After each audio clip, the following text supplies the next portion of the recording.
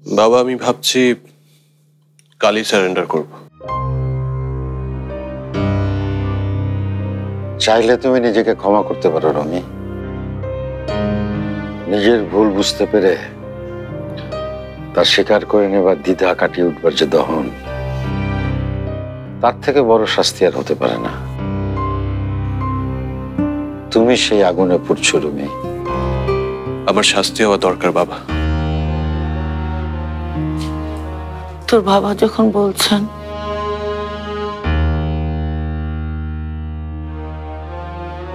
ওর সিদ্ধান্ত ওকেই নিতে দাও রে জোয়ানা।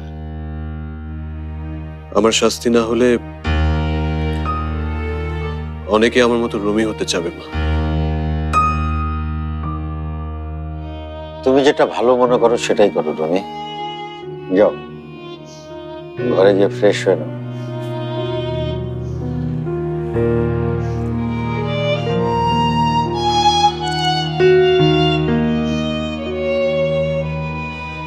চৈতি তো বলেছে ও বড় কোনো অপরাধ করেনি, তাহলে তুমি ওকে বাধা দিচ্ছ না কেন? তুমি শুনলে না ও কি বলে গেল? ওকে বাধা দেওয়াটা এখন আর আমার সাজে না রে জোয়ানা। ও এখন আমার চাইতে বড় একজন মানুষ। মনুষ্যত্বের আয়নায় সে নিজেকে দেখছে।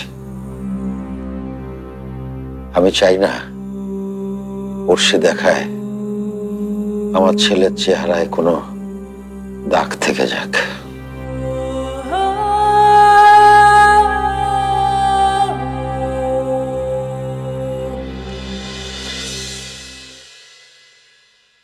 আব্বু,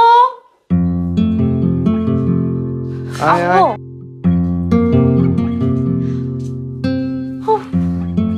আর বলো না, রাস্তায় এত জ্যাম। তুই একা কেন?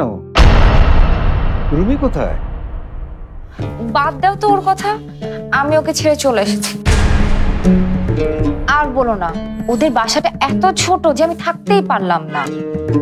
আর ওর বাবাটা রিটায়ার করেছে, তারপরও সামনে যাকে পাবে তাকে জ্ঞান দিতে থাকবে।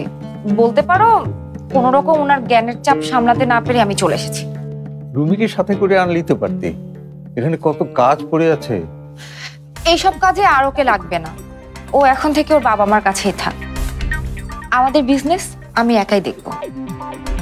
আর তুমি কোনো টেনশন করো না তো, রুমির থেকে আমার মাথায় বুদ্ধি অনেক বেশি।